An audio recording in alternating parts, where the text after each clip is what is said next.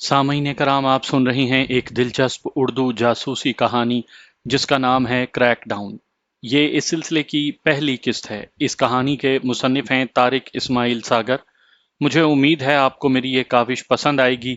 आपने अगर अभी तक मेरा चैनल कहानी घर सब्सक्राइब नहीं किया तो अभी मेरे चैनल को सब्सक्राइब करके बेल नोटिफिकेशन ऑन कर लीजिए ताकि आने वाली हर नई कहानी की इत्तला बर वक्त आप तक पहुंच सके। बर्फीली हवा उनकी हड्डियों में सरायत कर रही थी। गर्म जुराबों के ऊपर चढ़ाए हुए लॉन्ग बूट पहनकर अपने बेस कैंप से रवानगी के वक्त तक जहांगीर को अपने पांव जलते महसूस हुए थे। लेकिन अब उसे एहसास होने लगा था कि अगर इस तरह चंद मील और बर्फ के जहन्नुम में उन्हें रेंगना पड़ा तो उसकी तमाम उंगलियां एक एक करके उसके जिस्म से अलग हो जाएंगी। अपनी जैकेट पर पहने लंबा चोगानुमा फेरन से उसने चंद सेकंड के लिए हाथ बाहर निकालकर कंधे से लटकती गन की पोजीशन बदली थी और उसे यूं लगा था जैसे उसके हाथ मुंजमद हो गए थे। गुज़िश्ता 3 घंटे से वो अपने गाइड की पैरवी में बर्फीली और नोकदार चट्टानों पर हशरातुल अर्ज की सी रफ्तार से चल रहे थे। जहांगीर पहली मर्तबा सरहद अबूर कर रहा था, लेकिन उनके गाइड का सरहद के आर पार आना जाना लगा रहता था। उनके बेस कमांडर ने रवानगी से चंद मिनट पहले जहांगीर को उन कोड वर्ड्स से आगाह किया था जो उसने मिलाप के लिए इस्तेमाल करने थे। उसने जहांगीर से कहा था, तुम्हारे बाकी 6 साथियों की जिंदगी का दारोमदार तुम्हारे जिंदा रह जाने पर है। अगर दुश्मन से रास्ते में मुठभेड़ हो जाए तो कोशिश करना कि तुम शहीद होने वाले उस दस्ते के आखिरी मुजाहिद हो। तुम जानते हो कि यह सप्लाई अंदर पहुंचना कितना जरूरी है। इस मरहले पर जबकि हम दुश्मन को मुसलसल दीवार की तरफ धकेल रहे हैं, उसे फारिग रहने की मोहलत नहीं दी जा सकती।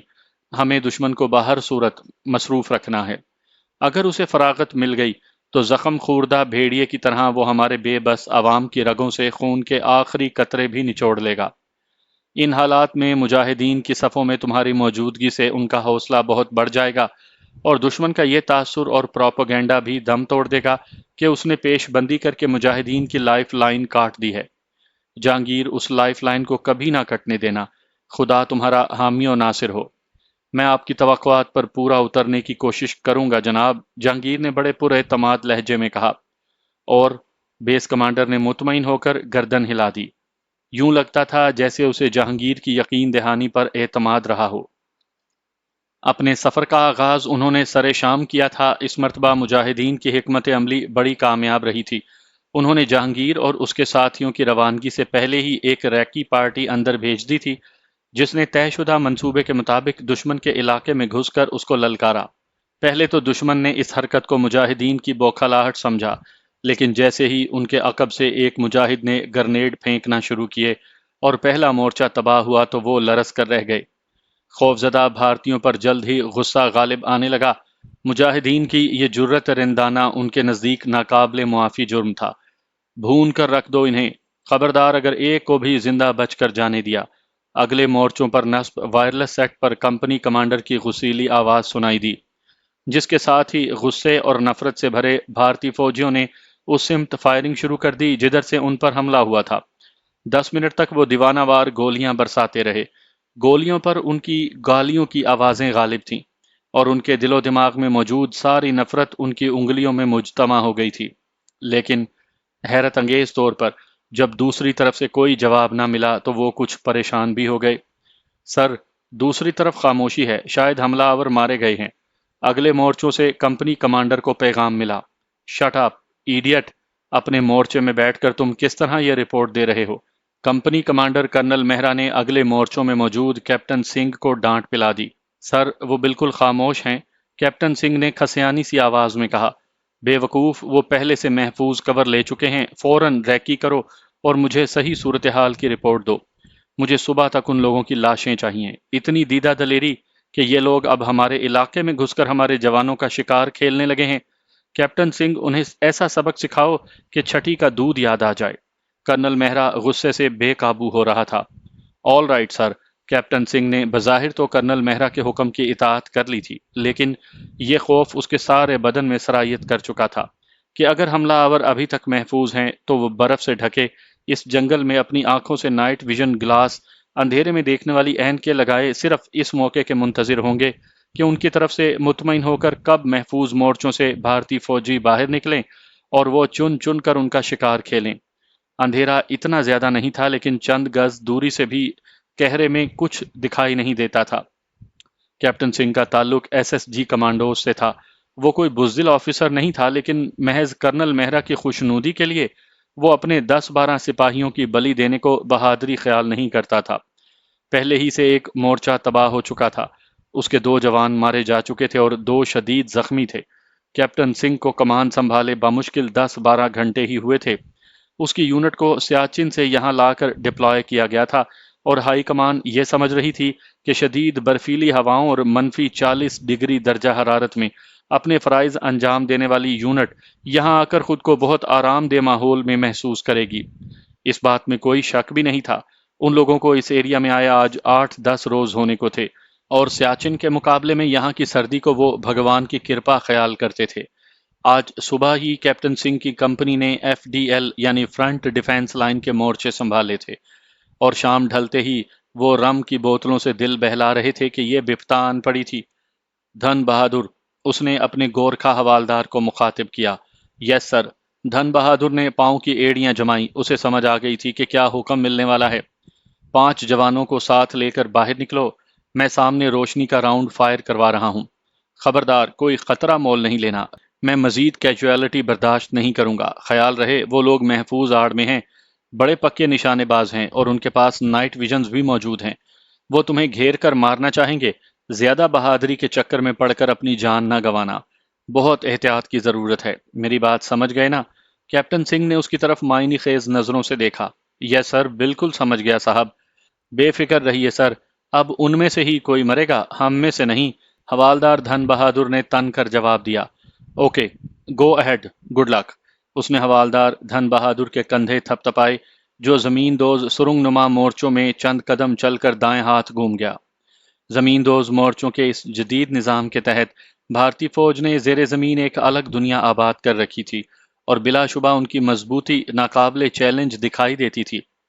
حوالدار دھن بہادر نے اپنے 5 آزمودہ ساتھیوں کو روانگی سے پہلے بریفنگ دی تھی کہ انہیں دشمن کو مارنے سے زیادہ اپنی جانوں کی سلامتی کا مشن انجام دینا ہے، اور باہر موجود شکاریوں سے بھی آگاہ کر دیا تھا۔ حوالدار دھن بہادر کی طرف سے واکی ٹاکی پر سٹارٹ سگنل ملتے ہی کیپٹن سنگھ نے پہلے سے مختلف کونوں میں محفوظ اپنے جوانوں کو فائرنگ سگنل دیا، اور انہوں نے روشنی راؤنڈ کی فائرنگ اس طرح شروع کر دی جیسے توپوں سے گولہ باری کر رہے ہوں۔ چند سیکنڈز کے اندر ہی ان لوگوں نے اندھیرے کو اجالے میں تبدیل کر دیا تھا، اور اب سینکڑوں گز دور تک دن کی روشنی کی طرح سارا منظر واضح اور صاف دکھائی دے رہا تھا۔ اس کے ساتھ ہی پہاڑی سلسلے کی اونچی چوٹیوں پر نصب گنوں کو حکم ملا، اور چند منٹ میں مارٹر کے گولوں سے ساری فضا دہل کر رہ گئی۔ یہ گنیں اس ترتیب سے نصب کی گئی تھیں کہ اپنی رینج میں آنے والی کوئی شے ان سے بچ نہیں سکتی تھی۔ سرحدی لکیر کے پار تک دشمن کارپیٹ فائرنگ کر رہا تھا۔ روشنی راؤنڈ کی روشنیوں کے دم توڑنے سے پہلے ہی درختوں کو آگ لگ رہی تھی، ان پر جمی برف پگھل رہی تھی، اور برف کے اس صحرا میں جب بھی کوئی گولا پھوٹتا تو آسمان کی بلندیوں تک برف اور آگ کا الاؤ سا پھیلتا چلا جاتا۔ 15-20 منٹ کی اس فائرنگ کے بعد حوالدار دھن بہادر اور اس کے ساتھی باہر نکلے، اور انہوں نے 2 گھنٹے تک ایف ڈی ایل کے ساتھ ساتھ سارا جنگل چھان لیا، لیکن وہاں اب ان کے لیے تھا ہی کیا؟ وہ لوگ اندازہ ہی نہ کر سکے کہ اپنی مختصر کاروائی ختم ہوتے ہی مجاہدین برق رفتاری سے اپنے بیس کیمپ کی طرف لوٹ گئے تھے۔ صبح جب کرنل مہرا اور کیپٹن سنگھ اپنی آنکھوں پر دور بین چڑھائے سورج کی برف پر جلتی چمکدار روشنیوں میں دور تک منظر کا جائزہ لے رہے تھے، تو وہاں جلے ہوئے چند درختوں اور مارٹروں کی گولہ باری سے پیدا ہو جانے والی گڑھوں کے سوا اور کچھ دکھائی نہیں دیا تھا۔ اچانک کی فضا تڑ تڑ کی آوازوں سے گونج اٹھی۔ کسی برقی عمل کے تابع کرنل مہرا اور اس کے ماتحتوں نے اپنی گردنیں جھکا لیں اور خاصی دیر تک اسی طرح دبکے رہے۔ سب سے پہلے کیپٹن سنگھ ہی اٹھ کر کھڑا ہوا تھا، پھر غصے سے کھولتا ہوا کرنل مہرا بھی گالیاں بکتا ہوا کھڑا ہو گیا۔ ان کے عقب میں موجود محافظوں میں سے کسی کی گن اچانک چل گئی تھی۔ خیریت گزری، گولیوں کا رخ ان کی طرف نہیں تھا۔ کیپٹن سنگھ کے حکم پر اس جوان کو نہتہ کر کے گرفتار کر لیا گیا، اور اب وہ لوگ اسے دھکے مارتے ہوئے کوارٹر گارڈ کی طرف لے کر جا رہے تھے۔ مجاہدین کی اس کارروائی کے بامشکل آدھے گھنٹے بعد انہوں نے اپنے سفر کا آغاز کر دیا تھا۔ گائیڈ کے پیچھے جہانگیر تھا اور اس کے پیچھے چند گز ایک دوسرے کے درمیان فاصلہ رکھ کر سفر کرتے ہوئے اس کے ساتھی۔ گائیڈ اپنی تربیت کے مطابق تھوڑی دیر چلتا اور پھر رک کر اپنے ساتھیوں کو موقع دیتا کہ وہ اپنی ترتیب قائم کر لیں۔ جہانگیر اور اس کے ساتھیوں کی کمر سے بندھے تھیلوں میں بھارتی عفریت کی تباہی کا سامان موجود تھا۔ ان کے کندھوں سے خودکار رائفلیں لٹک رہی تھیں اور فیرن کے نیچے موجود بڑی بڑی جیکٹوں میں گرنیڈ اس طرح رکھے تھے کہ سامنے سے کوئی بھی چیلنج ملنے پر وہ چند سیکنڈ کے اندر انہیں دشمن کی طرف پھینک سکتے تھے۔ جہانگیر کے سوا اس کے تمام ساتھی مقامی تھے۔ انہوں نے اس سے پہلے بھی 2-3 مرتبہ بھارتی سرحدوں کے غرور کو اپنے پاؤں تلے روندا تھا، اور اب وہ ایک اہم مشن پر جہانگیر کی کمان میں جا رہے تھے۔ گائیڈ نے جان بوجھ کر طویل لیکن محفوظ راستہ اختیار کیا تھا، اور اب وہ انہیں قدرے محفوظ علاقے میں لے آیا تھا۔ برفیلے راستوں کے طویل سفر نے ان کے جسم میں بہتے خون کو منجمد سا کر دیا تھا۔ وہ سب منفی درجہ حرارت میں ساری رات سفر کرنے کے بعد یہاں تک پہنچے تھے۔ گائیڈ اب رک گیا تھا۔ اس نے ہاتھ کے مخصوص اشارے سے جہانگیر کو اپنے قریب آنے کا سگنل دیا۔ اس کے باقی ساتھی اپنی تربیت کے مطابق اپنی اپنی جگہ پاؤں کے بل زمین پر بیٹھ گئے۔ قریب پہنچنے پر اس نے ہاتھ کے اشارے سے دھند اور برف کے گالوں میں لپٹے نزدیکی جنگل کی طرف اشارہ کرتے ہوئے اس سے کہا کہ وہ لوگ تھوڑی دیر کے لیے یہاں بیٹھ کر سستا لیں، جس کے بعد اگلا سفر شروع ہوگا۔ گائیڈ خود بھی خاصا نڈھال دکھائی دے رہا تھا۔ موسمی جبر نے اسے بری طرح جکڑ رکھا تھا۔ ٹھیک ہے، جہانگیر نے اس کی بات سمجھ کر اسبات میں گردن ہلائی۔ اس نے اپنے ساتھیوں تک یہ خوشگوار خبر پہنچا دی تھی کہ انہیں تھوڑی دیر کے لیے سستانے کا موقع مل رہا ہے۔ 15-20 منٹ کے مزید سفر کے بعد وہ جنگل میں داخل ہو چکے تھے۔ برف سے اٹی ہوئی جھاڑیاں اور درختوں سے زمین پر گرتے برف کے گالوں نے انہیں بھگو کر رکھ دیا تھا، اور اب یوں محسوس ہونے لگا تھا جیسے ان کے اندر دور تک برف اتر گئی ہو۔ اپنے منجمد سے وجود میں زندگی کا احساس انہیں صرف اپنے قدموں کی چاپ سے ہو رہا تھا۔ جہانگیر جانتا تھا کہ اب تک اس کے ساتھیوں نے موسم کی عذاب ناکیاں قوت ایمانی کے بل پر جھیلی ہیں، اور وہ اس سے زیادہ ان کے صبر کا امتحان نہیں لینا چاہتا تھا۔ تھوڑی دیر کی تگ و دو کے بعد بالآخر انہوں نے پہاڑی سلسلے کی ایک نوکیلی چٹان کے اندر ایک محفوظ پناہ گاہ تلاش کر لی، اور اب جہانگیر نے اپنے ایک اور مجاہد ساتھی کی مدد سے 2 چھوٹی کلہاڑیوں کے ذریعے جو ان کے سامان کا حصہ تھیں وہاں جھاڑیاں اور درختوں کی ٹہنیوں کا ڈھیر جمع کرنا شروع کر دیا۔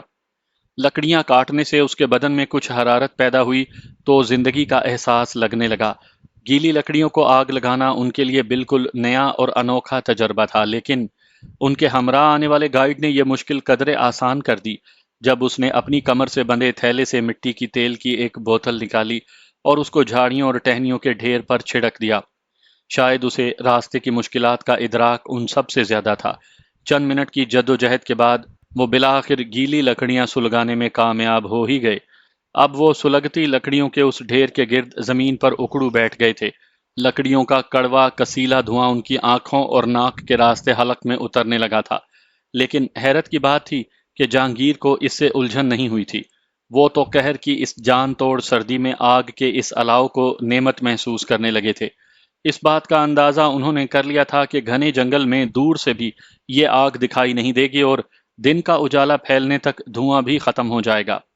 رات کا سحر ٹوٹ رہا تھا، لیکن دھند مزید گہری ہوتی جا رہی تھی، اور دھند کے یہ بادل اوپر ہی اوپر اٹھ کر سارے آسمان کو اپنی لپیٹ میں لے چکے تھے۔ اپنی گھڑیوں سے وقت دیکھ کر انہوں نے جہانگیر کی امامت میں فجر کی نماز ادا کی، اور اب اپنے رب کے حضور گڑ گڑاتے ہوئے اس وادی جنت نظیر کی آزادی کی دعائیں مانگ رہے تھے۔ اپنے پاس موجود راشن سے انہوں نے چائے تیار کی تھی۔ چائے کے بڑے بڑے مگ اپنے حلق میں انڈیلنے سے وہ خود کو تازہ دم محسوس کرنے لگے تھے۔ آپ لوگ یہیں بیٹھیں، میں ذرا باہر کے حالات کا جائزہ لے کر آتا ہوں۔ اس علاقے میں بہت دیر بعد میرا آنا ہوا ہے، معلوم نہیں اب حالات کیسے ہوں گے۔ یہ کہتے ہوئے گائیڈ بشیر نے جہانگیر کی طرف اجازت طلب نظروں سے دیکھا۔ ٹھیک ہے، جہانگیر کے لیے اس کے سوا اور کوئی چارہ نہیں تھا کہ فی الوقت اس کی ہاں میں ہاں ملاتا چلا جائے، کیونکہ بانڈی پورہ تک پہنچنے کے بعد ہی وہ خود کچھ کرنے کے قابل ہو سکتے تھے۔ ان میں سے کسی کو بھی اس بات کا علم نہیں تھا کہ وہ اس وقت کہاں اور اپنی منزل سے کتنی دور ہیں۔ ویٹ لیب کا ریسٹ ہاؤس، جو کبھی وی آئی پی کے لیے اس علاقے کی سب سے بڑی عیاش گاہ تھی، آج دہشت اور خوف کی علامت بن چکا تھا۔ 3-4 سال سے یہاں بارڈر سیکیورٹی فورس یعنی BSF نے قبضہ جما رکھا تھا۔ سوپور میں بابا شکر دین کی زیارت گاہ سے منسلک اس ریسٹ ہاؤس میں بظاہر تو BSF کی پوسٹ قائم کر کے یہ تاثر دیا گیا تھا کہ اس کے ذریعے وہ سوپور اور بانڈی پورہ لنک روڈ کو گھیر کر سوپور اور کپواڑہ کے پہاڑی راستوں کی نگرانی کرتے ہیں، لیکن حقیقت کچھ اور تھی۔ مجاہدین کو اس بات کا علم تھا کہ دراصل اس ریسٹ ہاؤس میں را نے اپنا مضبوط مرکز قائم کر رکھا تھا۔ ویٹ لیب ریسٹ ہاؤس سے بڑی خونی داستانیں منسوب تھیں۔ سوپور اور کپواڑہ کے سینکڑوں نوجوانوں کو رات کے اندھیرے میں بھارتی فوج کے کمانڈو بلیک کیٹس اٹھا کر لے گئے اور پھر ان کا کچھ علم نہ ہو سکا۔ یوں تو ہزاروں کشمیری نوجوانوں کو اس عقوبت گاہ میں لے جایا گیا، لیکن شاید ہی کوئی ایسا خوش قسمت تھا جو یہاں سے زندہ بچ کر واپس آ سکا ہو۔ اس خونی ریسٹ ہاؤس سے بڑی پراسرار داستانیں وابستہ تھیں۔ یوں لگتا تھا جیسے یہاں بھوت پریت اور آسیب نے ڈیرے ڈال رکھے ہوں۔ اس علاقے میں موجود سیکیورٹی فورسز کے ملازمین کو بھی اس کے نزدیک پھٹکنے کی اجازت نہیں تھی۔ ریسٹ ہاؤس میں مخصوص افسران ہی کو داخلے کی اجازت تھی، یا پھر اس کی حدود میں وہ داخل ہوتا جسے یہاں بلایا جاتا۔ ریسٹ ہاؤس کو چاروں اطراف سے سیکیورٹی فوج نے اس طرح گھیر رکھا تھا جیسے یہاں کوئی ایٹمی مرکز قائم ہو۔ اس کی حفاظت کے لیے بے شمار زمینی بندوبست کے ساتھ ساتھ یہاں اینٹی ایئر کرافٹ گنیں نصب کی گئی تھیں۔ را نے اس عقوبت خانے پر ہوائی خانے کے امکان کو بھی نظر انداز نہیں کیا تھا۔ اس عقوبت خانے میں را کے خصوصی تفتیشی افسران کو لایا جاتا تھا اور وہ اپنی بربریت کے لیے شیطان کی طرح مشہور ہوتے تھے۔ یہاں آنے والے کسی چھوٹے ملازم یا بڑے افسر کا تعلق شاید نسل انسانی سے تھا ہی نہیں۔ یہ لوگ اذیت پسند اور اذیت پرست تھے، جو انسانی خون بہا کر کسی زندہ انسان کے بدن سے گوشت اتار کر، اس کا بدن جلا کر یا اس کی ہڈیاں توڑ کر اپنی حیوانی حس کو تسکین پہنچایا کرتے تھے۔ را کا خیال تھا کہ اس طرح کے غیر انسانی ہتھ کنڈے آزما کر شاید وہ تحریک آزادی کو کچلنے میں کامیاب ہو جائیں گے۔ گو کے نتائج ان کی توقعات کے برعکس ہی برآمد ہوئے تھے، اور جیسے جیسے ان کے مظالم اور وحشت و بربریت میں اضافہ ہوتا رہا تھا، اس سے کئی گنا زیادہ رفتار سے مجاہدین کا جوش و خروش بڑھتا جا رہا تھا۔ لیکن ابھی تک بھارتی انٹیلیجنس کو امید تھی کہ وہ غیر انسانی ہتھ کنڈوں کے ذریعے مجاہدین آزادی کا جذبہ حریت کچلنے میں کامیاب ہو سکتے ہیں۔ کرنل دوبے کو ریسٹ ہاؤس کا چارج سنبھالے آج دوسرا دن تھا۔ آج کا دن اس نے بطور خاص اپنے مقامی ٹاؤٹوں سے ملاقات کے لیے رکھا تھا۔ یہ آستین کے سانپ جن کا تعلق وادی کشمیر ہی سے ہوتا تھا، اکثر اپنی مجبوریوں اور خوف کے تحت را کے ہاتھوں بلیک میل ہو جاتے تھے اور ان کے لیے خفیہ سراغ رسانی کی خدمات انجام دیتے تھے، لیکن ان میں کچھ تعداد ان غداروں کی بھی تھی جو دولت اور دیگر آسائشوں کے لالچ میں را کا ساتھ دے رہے تھے۔ ان غداروں کو امید تھی کہ جلد یا بدیر بھارتی فوج مجاہدین آزادی کے جذبہ حریت کو کچلنے میں کامیاب ہو جائے گی، اور وہ اپنے کالے آقاؤں کے ذریعے بر صغیر کی ماضی کی تاریخ دہرا سکیں گے۔ جب ان کے ہم منصبوں کو فرنگیوں نے ایسی ہی خدمات انجام دینے پر اعزاز و اکرام سے نوازا تھا، یہ غدار بھی یہی سمجھ رہے تھے کہ انہیں بھی ان کے بھارتی آقا تحریک آزادی کو کچلنے میں تعاون کے سلسلے میں ایسے ہی انعامات اور اعزازات سے نوازیں گے۔ غنی کا شمار بھی ایسے ہی وطن فروشوں میں ہوتا تھا۔ وہ کپواڑہ میں را کا سب سے بڑا سورس تھا، اور بدقسمتی یہ تھی کہ مجاہدین اسے اپنا حمایتی سمجھتے تھے، کیونکہ اپنے ڈرامے میں حقیقت کا رنگ بھرنے کے لیے وہ عموماً پولیس اسٹیشن سے کسی بڑے بوڑھے کو رہا کروا کر ان معصوم لوگوں کو ورغلانے میں کامیاب ہو جاتا تھا۔ غنی بڑی کامیابی سے یہاں آستین کے سانپ کا کردار ادا کر رہا تھا۔ ایک طرف وہ سوشل ورکر بن کر لوگوں کے مسائل حل کرتا، اور دوسری طرف اس کی اطلاعات پر آئے روز بھارتی انٹیلیجنس کسی نہ کسی مجاہد کے گھر سے کسی بھی فرد کو اغوا کر کے لے جاتی۔ غنی کے لیے ایک بڑا چیلنج مجاہدین کا مقامی ایریا کمانڈر مختار بنا ہوا تھا۔ مختار نے گزشتہ 6-7 ماہ میں درجنوں ایکشن کیے تھے اور بھارتی فوج کو متعدد مرتبہ ناکوں چنے چبوائے تھے۔ اس کے سر کی قیمت 5 لاکھ روپے لگ چکی تھی۔ بھارتی انٹیلیجنس کو علم تھا کہ مختار اسی علاقے میں کھلے بندوں گھومتا ہے، لیکن وہ اسے گرفتار نہیں کر سکتے تھے کیونکہ سوپور کا ہر گھر اس کے لیے حفاظتی قلعہ تھا۔ را کی حکمت عملی نے بالآخر مختار کو کچھ عرصے کے لیے علاقہ چھوڑ دینے پر مجبور کر دیا، اور یہ سمجھا جانے لگا کہ وہ بیس کیمپ میں چلا گیا ہے، لیکن بھارتیوں کی ہمیشہ یہ خواہش رہی کہ جس طرح بھی ممکن ہو اسے گرفتار کیا جائے، کیونکہ اس کے ہاتھوں بھارتی فوج کے کئی اعلیٰ افسران بھی جہنم رسید ہو چکے تھے۔ مختار کو بیس کیمپ سے ورغلا کر واپس سوپور لانے کے لیے راہ نے کئی جتن کیے تھے۔ مقامی غداروں کو مجاہدین کے روپ میں بیس کیمپ بھیجا تھا، لیکن وہ ابھی تک اپنی سازش میں کامیاب نہیں ہوئے تھے۔ غنی کے لیے مختار ایک چیلنج بن چکا تھا۔ مختار کی زندہ یا مردہ گرفتاری کا مطلب تھا اس کے لیے اگلی حکومت میں وزارت پکی ہے۔ آج جب اس نے اچانک مختار کو مقامی مسجد میں دیکھا تو ماتھا ٹھنکا اور وہ جلد از جلد یہ اطلاع اپنے مالکوں تک پہنچانے کے لیے باولا ہو گیا۔ دن کے اجالے میں اس کا یہاں سے نکلنا ممکن نہیں تھا۔ رات کے اندھیرے میں وہ چوروں کی طرح اپنے گھر سے نکلا اور ریسٹ ہاؤس پہنچ گیا۔ اسے یہاں وی آئی پی کی حیثیت حاصل تھی۔ جلد ہی اسے کرنل دوبے کے سامنے پیش کر دیا گیا۔ حضور، آپ کی آمد پر آپ کو خوش آمدید کہنے کے لیے ایک خاص تحفہ پیش کرنے آیا ہوں۔ اسے میری طرف سے اپنا ویلکم ہی سمجھیے گا۔ غنی نے بڑی مکاری سے کرنل دوبے کی طرف مسکراتے ہوئے دیکھا۔ تمہاری بہت تعریف سنی ہے غنی۔ میں صرف ایک بات کہوں گا، مجھے علم نہیں آج سے پہلے جو لوگ یہاں تھے ان کے تمہارے ساتھ کس نوعیت کے تعلقات تھے، لیکن میں صرف کام سے کام رکھنے والا بندہ ہوں۔ مجھے خوش کرو گے تو میں تمہیں اتنا خوش کر دوں گا کہ تم شاید اس کا تصور بھی نہ کر سکو۔ میرا مطلب سمجھ گئے نا؟ مجھے باتیں نہیں، کام چاہیے، کام۔ میں اس ایریا کے ایک ایک غدار کو چن چن کر مارنا چاہتا ہوں، اور تمہیں میرا ساتھ دینا ہے۔ یاد رکھنا، جس روز کپواڑہ سے شر پسندوں کا خاتمہ ہوا اس روز تمہاری کشمیر حکومت میں منسٹری پکی ہو گئی۔ کرنل دوبے نے اپنے ہاتھ میں پکڑی چھڑی کو اپنے دوسرے ہاتھ پر مارتے ہوئے بے چینی سے کہا۔ یوں لگتا تھا جیسے وہ آج ہی تمام شر پسندوں کو ختم کر دینا چاہتا ہو۔ دوبے صاحب، یہی تو میرا مشن ہے۔ آپ کو اس سلسلے کا خاص تحفہ دے رہا ہوں۔ غنی نے چاپلوسی سے دانت نکالتے ہوئے کہا۔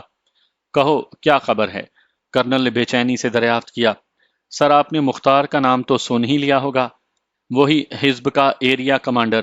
آج کل وہ آیا ہوا ہے اس طرف۔ اس نے کل ہی اپنے گھر والوں سے ملاقات کی ہے۔ افسوس، مجھے ملاقات کے بعد علم ہوا۔ خیر، بچ کر کہاں جائے گا۔ آپ آج ہی اس کی بہن کو لے آئیں، زینب کو۔ حضور کا دل خوش ہو جائے گا۔ ایک ہی بہن ہے کمبخت کی، وہ قابو میں آ گئی تو یوں جانیے کہ مختار آپ کے قابو میں آ گیا۔ میں تو کہتا ہوں آج ہی قابو کر لیں۔ ماں اس کی پہلے ہی بیمار ہے اور باپ کو آپ سے پہلے والے کرنل صاحب کبھی کا پار کر چکے ہیں۔ پاکستان بھیج دیا تھا اسے۔ غنی نے اپنی بات کے خاتمے پر بے غیرتی سے دانت نکالے۔ تو یہ بات ہے۔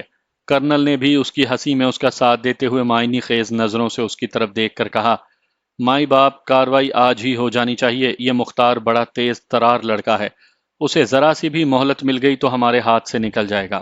غنی نے دوبارہ اپنی خبر کی اہمیت جتاتے ہوئے کہا، تم جاؤ اور اس بات کو بھول جاؤ۔ کرنل دوبے نے اس کی مزید بک بک سے بچنے کے لیے ہاتھ اٹھاتے ہوئے فیصلہ کن انداز میں کہا، اوکے صاحب، شکریہ، جے ہند۔ غنی نے صاحب کو پہچانتے ہوئے ڈھٹائی کا مظاہرہ کیا اور دانت نکالتا ہوا الٹے قدموں واپس آ گیا۔ جس طرح رات کے اندھیروں میں وہ یہاں آیا تھا اسی طرح دبے پاؤں لوٹ گیا۔ اس کی وطن فروشی کا بظاہر کوئی گواہ نہیں تھا۔ غنی کی روانگی کے بامشکل 5 منٹ کے بعد ہی کرنل دوبے نے بلیک کیٹس کا خصوصی گروپ وہاں جمع کر لیا۔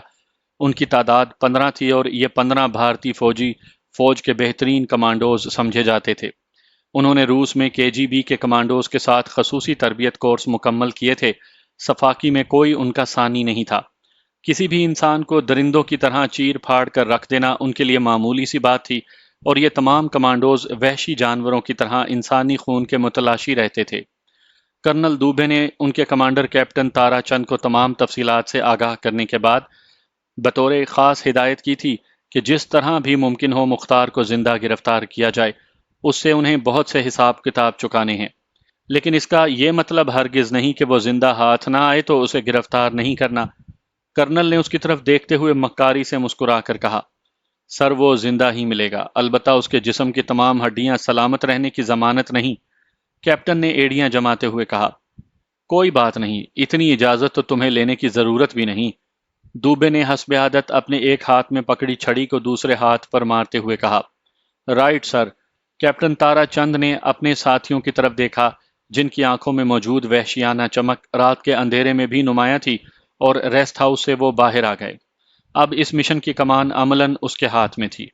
اپنی تربیت کے مطابق کیپٹن تارا چند نے پہلے فوج اور پھر بی ایس ایف کو گاؤں کی طرف آنے اور جانے والے تمام راستوں کو بلاک کر دینے کا حکم دیا تھا۔ اب یہ ایریا لینڈ لاک ہو چکا تھا۔ انہوں نے اپنی تربیت کے مطابق کارروائی کا آغاز صبح پو پھٹنے پر کرنا تھا، عین ان لمحات میں جب یہاں فجر کی نماز کے لیے زندگی بیدار ہوتی تھی۔ بھارتی فوج عموماً اپنی کارروائی کا آغاز انہی اوقات میں کرتی تھی۔ فوج اور بی ایس ایف کے دستوں نے فجر کی نماز سے پہلے ہی اس علاقے کو اس طرح اپنی گرفت میں جکڑ لیا تھا کہ یہاں سے اب چڑیاں بھی پر نہیں مار سکتی تھی۔ اپنی تیاریاں مکمل کرنے کے بعد انہوں نے کیپٹن تارا چند کو گو اہیڈ سگنل دے دیا، جو اگلے ہی لمحے بلیک کیٹس کے ٹرک کے ساتھ گاؤں کی طرف روانہ ہو گیا۔ جلد ہی وہ لوگ اپنے ٹھکانے پر پہنچ گئے تھے۔ اب فوج نے فائرنگ کر کے ہراس پھیلانا تھا اور اس کے کمانڈوز نے ان ممکنہ ٹھکانوں پر گاؤں میں گھس کر حملہ کرنا تھا جہاں غنی کی رپورٹ کے مطابق ایریا کمانڈر مختار کی موجودگی کا امکان تھا۔ مختار 3 ماہ کے بعد اپنے علاقے میں لوٹا تھا۔ اس درمیان اس نے جب بھی بیس کیمپ سے نکل کر سوپور کی طرف آنے کا فیصلہ کیا، کمانڈر نے اسے زبردستی روک دیا۔ وہ اسے ایک ہی بات کہتا تھا کہ ابھی اس کی روانگی کا وقت نہیں آیا۔ لیکن اس روز جب مختار کو اطلاع ملی کہ اس کے دونوں چچیرے بھائیوں کو بھارتی انٹیلیجنس را نے اغوا کرنے کے بعد تشدد کر کے مار ڈالا ہے، تو اس کے لیے یہاں رہنا ممکن نہ رہا۔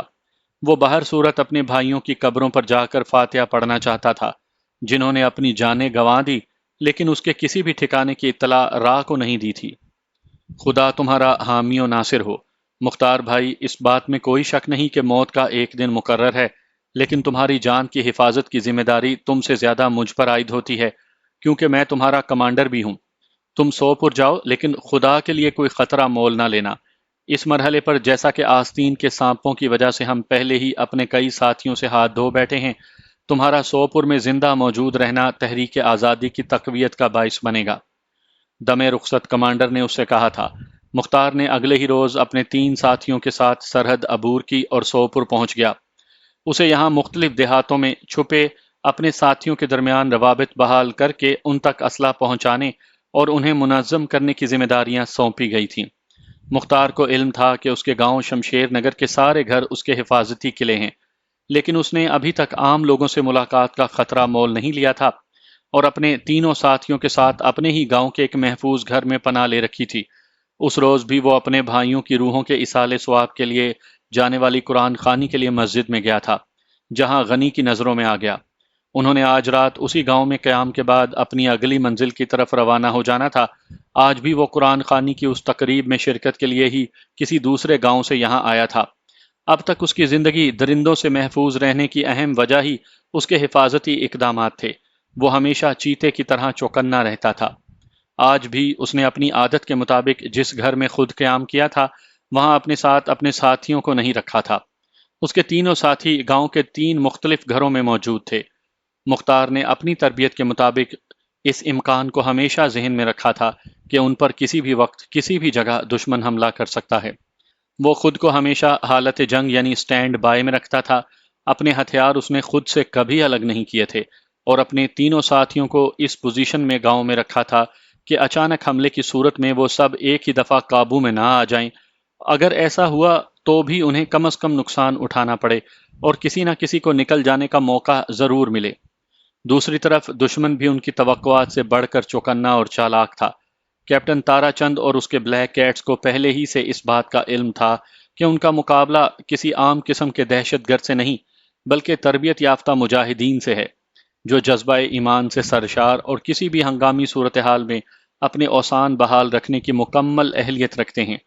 وہ جانتا تھا کہ اگر وہ عام قسم کے دہشت گرد یا کرائے کے فوجی ہوتے تو بھارتی فوج کچھ ایسی گئی گزری بھی نہیں کہ ان پر قابو نہ پا سکتی۔ انہیں سب سے پہلے کمانڈر مختار کے گھر پر حملہ کر کے اس کی بہن کو قابو کرنا تھا، تاکہ اسے چارہ بنا کر وہ کمانڈر مختار کو اگر وہ اس علاقے میں موجود ہے تو قابو کر سکیں۔ سوپور کے گاؤں شمشیر نگر کی مسجد سے مؤذن کی اللہ اکبر کی صدا بلند ہوتے ہی دشمن کی توپوں نے آگ اگلنا شروع کر دی۔ بھارتی فوجی اندھا دھند فائرنگ کر رہے تھے۔ وہ گاؤں کے دور کے مکانات کو نشانہ بنا کر دراصل پہلے اتنی دہشت پیدا کر دینا چاہتے تھے کہ جس سے سہم کر یہاں کے مقامی باشندے مختار یا اس کے ساتھیوں کی مدد ہی نہ کر سکیں اور انہیں اپنی جان کے لالے پڑ جائیں۔ کمانڈر مختار اپنی عادت کے مطابق تہجد کی نماز کے لیے بیدار ہوا تھا اور اب تہجد سے فارغ ہو کر فجر کی نماز کی ادائیگی کے لیے مسجد کی طرف جانے کی تیاری کر رہا تھا، جب اچانک ہی سارا گاؤں بھارتیوں کی اندھا دھند گولہ باری سے لرزنے لگا۔ ایک لمحے کا توقف کیے بغیر اس نے اپنے قریب رکھی LMG اور گولیوں سے بھرا کینوس کا بیگ اٹھایا اور بھاگتا ہوا مکان سے باہر آ گیا۔ اس نے اچانک حملے کی صورت میں اپنے ذہن میں پہلے سے تیار کردہ منصوبے کے مطابق گاؤں کے ایک کونے میں اس جگہ پوزیشن سنبھال لی جہاں سے گاؤں کی طرف آنے والے راستے پر حملہ آوروں کو روک سکتا تھا۔ برف میں نہائے ہوئے صبح کے مل گجے اجالے میں اسے دشمن کی پوزیشنوں کا علم اس کی گولہ باری سے ہو رہا تھا، اور ٹریسر کی فائر کی روشنیاں دیکھ کر اس نے اندازہ لگا لیا تھا کہ دشمن نے اس کے گاؤں سے فرار کے ہر ممکن راستے کو جکڑ لیا ہے۔ اچانک ہی فائرنگ تھم گئی۔ اذان مکمل ہو چکی تھی جب دوبارہ مساجد کے سپیکر آن ہوئے اور ان پر کیپٹن تارا چند کی آواز سنائی دی، کمانڈر مختار، تم بچ کر نہیں جا سکتے، چپ چاپ باہر آ جاؤ ورنہ ہم اس گاؤں کو نیست و نابود کر کے رکھ دیں گے۔ میں تمہیں 3 منٹ کی مہلت دے رہا ہوں۔ گاؤں سے باہر آنے والے راستے پر ہاتھ کڑے کر کے خود باہر آ جاؤ اور خود کو گرفتاری کے لیے پیش کر دو، ورنہ یاد رکھنا ہم اس گاؤں کا وہ حشر کریں گے کہ تم جس کا تصور بھی نہیں کر سکتے۔ اس کے ساتھ ہی اس کی آواز بند ہو گئی اور لاؤڈ سپیکر سے لڑنے جھگڑنے کی آوازیں آنے لگیں، جس سے مختار نے اندازہ لگایا کہ مسجد میں موجود لوگ اچانک اندر گھس آنے والے وحشیوں سے جھگڑ رہے ہیں۔ اچانک ہی فضا گولیوں کی تڑتڑاہٹ سے گونج اٹھی اور سپیکر پر خاموشی چھا گئی۔ وحشیوں نے احتجاج کرنے والوں کو مسجد کے اندر ہی ڈھیر کر دیا تھا اور لوگوں کو اپنے اللہ کے حضور حاضری کے لیے بلانے والے مؤذن کو نمازیوں کی آمد سے پہلے ہی اللہ کے حضور روانہ کر دیا تھا۔ مختار کا خون کھولنے لگا تھا۔ اس نے قدرت کی طرف سے ملنے والی اس 3 منٹ کی مہلت کو غنیمت جانا، اور اب وہ آہستہ آہستہ گاؤں کے محاصرے میں لینے والی فوج کے نزدیک ایک محفوظ آڑ میں مورچہ بند ہو چکا تھا۔ اسے یقین تھا کہ اس کے ساتھیوں نے بھی اس مہلت کو غنیمت جانا ہوگا۔ جہاں تک کیپٹن تارا چند کی دھمکیوں کا تعلق تھا تو کسی بھی کشمیری کے لیے بھارتی فوج کی طرف سے ایسے سلوک کی توقع اب کوئی اچنبے کی بات نہیں رہی تھی۔ مختار اور اس گاؤں کے تمام مکین جانتے تھے کہ اگر وہ ہتھیار پھینک کر باہر بھی آ جائے تب بھی یہ درندے اس گاؤں کا وہی حال کریں گے جس کی دھمکی انہیں دی گئی ہے۔ یہی وجہ تھی کہ وہ اپنے انجام سے بے پرواہ غنیم سے ٹکرا جانے کا عزم لیے ہوئے تھے۔ 3 منٹ کی مہلت مکمل ہوتے ہی دشمن نے اپنی وحشیانہ کارروائی کا آغاز کر دیا۔ وہ شمشیر نگر کے بے گناہ مکینوں پر آتش و آہن کا می برسانے لگے، لیکن دوسرے ہی لمحے ایک جانب سے 3-4 بھارتیوں کی چیخوں کی آوازیں بھی بلند ہوئیں جو مختار کی چلائی ہوئی گولیوں کی بھینٹ چڑھ گئے تھے۔ اس کے ساتھ ہی گاؤں کے مختلف کونوں سے حملہ آوروں کو تھوڑا ہی صحیح لیکن مثبت جواب ملنے لگا۔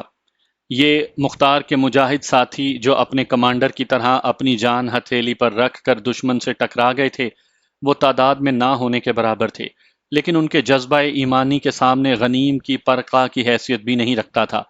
مختار کا منصوبہ یہی تھا کہ وہ کسی بھی طرح دشمن کا گھیرا توڑ کر دھند اور قہر کا فائدہ اٹھاتے ہوئے یہاں سے نکل جائے، لیکن بظاہر یہ ممکن دکھائی نہیں دے رہا تھا۔ اسے اپنی باقی ساتھیوں کی پوزیشن کا تو علم نہیں تھا، لیکن وہ یہ ضرور جانتا تھا کہ تینوں آخری گولی تک دشمن کا مقابلہ ضرور کریں گے، اور گاؤں میں ہونے والی فائرنگ سے اس نے اندازہ بھی لگا لیا تھا کہ تینوں مجاہد سرگرم عمل ہیں۔ اس نے اپنی زد میں آنے والے 3-4 بھارتیوں کو جہنم رسید کر دیا تھا، اور اب یہ احساس ہو جانے پر کہ دشمن کو اس کی پوزیشن کا علم ہو گیا ہوگا، پھرتی سے اپنا مورچہ بھی تبدیل کر لیا تھا۔ زینب نے وضو کرتے ہوئے مسجد کے لاؤڈ سپیکر پر یہ اعلان سنا تھا۔ اسے اس بات کا تو علم تھا کہ اس کا بھائی آج گاؤں میں موجود ہے، لیکن وہ کہاں ہے یہ وہ نہیں جانتی تھی، اور نہ ہی اسے جاننے کی ضرورت تھی۔ اس نے 3-4 ماہ بعد خدا سے رو رو کر دعائیں مانگنے کے بعد تو اپنے بھائی کی شکل دیکھی تھی کہ اچانک یہ عذاب ان پر آ گیا تھا۔ یا اللہ رحم، بے اختیار اس کے منہ سے نکلا، اور وہ وضو مکمل ہوتے ہی بھاگ کر اپنے مکان کے نچلے حصے میں آ گئی کیونکہ دشمن نے فائرنگ شروع کر دی تھی۔ زینب کو علم تھا کہ بزدل دشمن سیدھا اس کے گھر پر حملہ آور ہوگا۔ وہ اپنی ماں کو لے کر کسی نہ کسی طرح اپنے گھر سے نکل جانے کے ارادے ہی سے مکان کے نچلے حصے میں آئی تھی جب اچانک ہی باہر سے زور زور سے دروازہ کھٹکھٹایا جانے لگا۔ اسی اثنا میں اس کی بوڑھی ماں گھبرا کر باہر آ گئی تھی۔ جیسے ہی اس کی نظر اپنی بیٹی پر پڑی وہ بھاگ کر اس کے نزدیک پہنچ گئی۔ زینب بیٹی تم نکل جاؤ۔ زینب نے چاہا کہ اپنی والدہ کا ہاتھ پکڑ کر اس طرف سے نکل جائے، لیکن اس کی ماں نے جھٹکے سے اپنا ہاتھ چھڑا لیا۔ بیٹی، وقت کم ہے، خدا کے لیے تم نکل جاؤ، ہم دونوں نہیں جا سکتی، میں ان درندوں کو کچھ دیر کے لیے یہیں روک لوں گی، اگر خدا نخواستہ تم زندہ ان کے ہاتھ لگ گئیں تو ہم جیتے جی مر جائیں گے۔ بیٹی جاؤ، خدا کے حوالے، جلدی نکلو، اللہ تمہارا حامی و ناصر ہو، اگر زندگی رہی تو دوبارہ مل جائیں گے، نہیں تو روز قیامت انشاءاللہ ملاقات ضرور ہوگی۔ میرا بیٹا کبھی ملے تو اسے بتا دینا کہ آخری لمحات پر بھی اس کی ماں نے بزدلی کا مظاہرہ نہیں کیا تھا اور اس کی گردن نہیں جھکنے دی۔ خدا حافظ۔ یہ کہہ کر وہ بیٹی کی طرف دیکھے بغیر باہر والے دروازے کی طرف بھاگ گئی۔ زینب کو جیسے سکتہ ہو گیا تھا، لیکن دوسرے ہی لمحے اس کے اوسان بحال ہو گئے۔ اسے سمجھ آ گئی کہ وہ حزب کے ایریا کمانڈر مختار کی بہن ہے، ایک مجاہد کی بہن، جس کی ماں اس کی عزت اور اپنا فریضہ ادا کرنے کے لیے زندہ ہے تاکہ بھارتی درندوں کے قابو نہ آ جائے۔ خدا حافظ ماں جی۔ وہ ماں کی طرف دیکھ کر بڑبڑائی اور دوسرے کمرے کی طرف بھاگی جس کی کھڑکی پہاڑ کی سمت کھلتی تھی۔ دوسرے ہی لمحے وہ کھڑکی سے باہر کود گئی۔ زینب کے کھڑکی سے باہر کودنے اور بھارتی درندوں کے دروازہ توڑ کر اندر داخل ہونے کا عمل ایک ساتھ وقوع پذیر ہوا تھا۔ جیسے ہی پہلا بلیک کیٹ کمانڈو کھلے دروازے سے اندر داخل ہوا، دیوار کی اوٹ میں کھڑی زینب کی مجاہد ماں نے اپنے دونوں ہاتھوں میں پکڑی کلہاڑی کو سر سے بلند کیا اور اپنے بوڑھے ہاتھوں میں ایک زمانے کی توانائیاں سمیٹ کر اتنا زوردار حملہ کیا کہ کلہاڑی کا پورا پھل اس موذی کی ہنسلی کی ہڈی توڑتا اس کی گردن میں اتر گیا۔ بلیک کمانڈو نے ڈکراتے ہوئے ذبح ہونے والے بکرے کی طرح پھٹی پھٹی خوفزدہ آنکھوں سے قہر کی اس دیوی کی طرف دیکھا جو اس کے لیے موت اور تحریک آزادی کے جان نثاروں کے لیے زندگی کی علامت بنی اس کے غلیظ بدن سے کلہاڑی کا پھل باہر کھینچنے کی کوشش کر رہی تھی۔ دوسرے ہی لمحے اس کی گردن ڈھلک گئی۔ کلہاڑی کو دوبارہ سر سے بلند کرنے کی مہلت قوم کی اس عظیم ماں کو بھی نہ مل سکی، کیونکہ مردار ہونے والے بلیک کیٹ کے تعاقب میں آنے والے اس کے کمانڈو ساتھی نے اپنے پیش رو کے انجام سے عبرت حاصل کر لی تھی۔ اس نے اپنے پہلو سے چمٹی اوزی گن کا ٹریگر دبایا اور درجنوں گولیاں بوڑھی مجاہدہ کے بدن میں اتار دیں۔ شہید ماں کے مقدس ہونٹوں پر جمی مسکراہٹ اور پھیل گئی، اس کے چہرے کا تقدس دو چند ہو گیا، یوں لگتا تھا جیسے وہ بھارتی فوج کے مایہ ناز سپوتوں کی بے بسی پر مسکرا رہی ہو۔ چھوکری کو پکڑو، قابو کر لو اسے، جانے نہ پائے، بالآخر ان کے کمانڈر نے چیختے ہوئے اپنے ساتھیوں سے کہا، اور وہ مکان کے باقی دروازوں کے سامنے اس طرح بندوقیں تانے ایک ایک کمرے کی تلاشی لینے لگے جیسے ہر کمرے میں ان کی موت کا سامان موجود ہو۔ تقریباً 5-6 منٹ انہوں نے مزید ضائع کر دیے، جس کے بعد وہ اس کھلی کھڑکی تک پہنچے جس سے زینب فرار ہوئی تھی۔ بھاگ گئی سالی، ان کے ایک ساتھی نے مغلظات بکتے ہوئے کہا۔ ڈھونڈو اسے، بچ کر نہ جانے پائے۔ کمانڈر نفرت اور غصے کی شدت سے چلاتے ہوئے اسے گالیاں بکنے لگا۔ باہر نکلو، اس طرف گئی ہوگی۔ ان کے ایک ساتھی نے چلاتے ہوئے کھڑکی کے سامنے والی پہاڑی کی طرف اشارہ کیا اور باہر کود گیا، لیکن اسے زمین تک اپنا وجود زندہ پہنچانے کی مہلت نہ ملی۔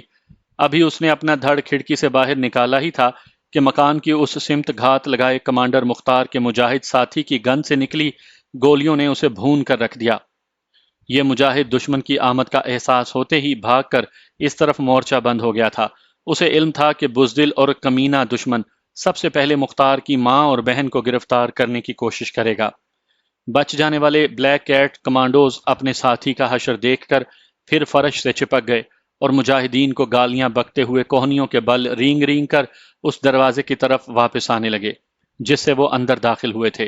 ان کی جانیں مستقل عذاب میں پھنس گئی تھی، اپنے ساتھیوں سے وہ کور فائر بھی نہیں مانگ سکتے تھے، اس صورت میں اس مکان پر ہونے والی فائرنگ یا گولہ باری سے بھی وہ مارے جاتے۔ باہر نکلو، ٹریپ، ان کے کمانڈر نے لیٹے لیٹے چلاتے ہوئے کہا، اور تینوں کمانڈوز ایک دوسرے کے تعاقب میں اسی دروازے کی طرف آنے لگے جس کو توڑ کر وہ مکان کے اندر داخل ہوئے تھے اور جس کے سامنے پڑی ان کے ایک ساتھی کی لاش سے وحشت ٹپک رہی تھی، جبکہ دوسری طرف پڑی شہید ماں کے چہرے پر جمی مقدس مسکراہٹ ان کی بے بسی کا تمسخر اڑا رہی تھی۔ تینوں تیزی سے زمین پر گھسٹتے باہر آ گئے۔ تھینک گاڈ، ہرے اوم، ہرے اوم، جے بھوانی، تینوں نے باری باری کہا اور اٹھ کر کھڑے ہو گئے، لیکن یہ شاید ان کی زندگیوں کی آخری پرارتھنا تھی۔ انہیں کیا علم تھا کہ اس قیامت کی گولہ باری میں کمانڈر مختار اپنے گھر کے دروازے کے باہر ایک محفوظ آڑ میں ان کا منتظر ہوگا۔ LMG کے اگلتے شعلوں نے انہیں زہریلے ناگ کی طرح چاٹ لیا۔ گرتے گرتے ان میں سے ایک نے فائرنگ کی کوشش کی تھی، لیکن اس کی گولیاں ہوا میں چل گئیں۔ کیپٹن تارا چند کے پانچوں بلیک کیٹس جو اس کی خصوصی ہدایات پر کمانڈر مختار کے گھر پر حملہ آور ہوئے تھے کہ اس کی ماں اور بہن کو زندہ گرفتار کر کے باہر لے آئیں اور وہ انہیں گاؤں والوں کے سامنے کھڑا کر کے مختار کو گرفتاری کا چیلنج دے سکیں، بے بسی اور بے کسی کی تصویر بنے لاشوں کی صورت وہاں ڈھیر ہو چکے تھے۔ دوسری طرف کیپٹن تارا چند بے چینی سے اپنے اس ہر اول دستے کی کامیابی کا منتظر تھا جس کے بعد ہی اسے اس آپریشن کے دوسرے حصے پر عمل کرنا تھا۔ کمانڈر مختار نے اپنا مورچہ پھر تبدیل کر لیا تھا۔ اس کے تینوں ساتھیوں میں سے ایک جام شہادت نوش کر چکا تھا اور باقی دونوں بھی اس کی طرح اپنی پوزیشنیں بدل بدل کر گاؤں کی حدود میں گھس آنے والے بھارتی بلیک کیٹس کی گوشمالی کر رہے تھے۔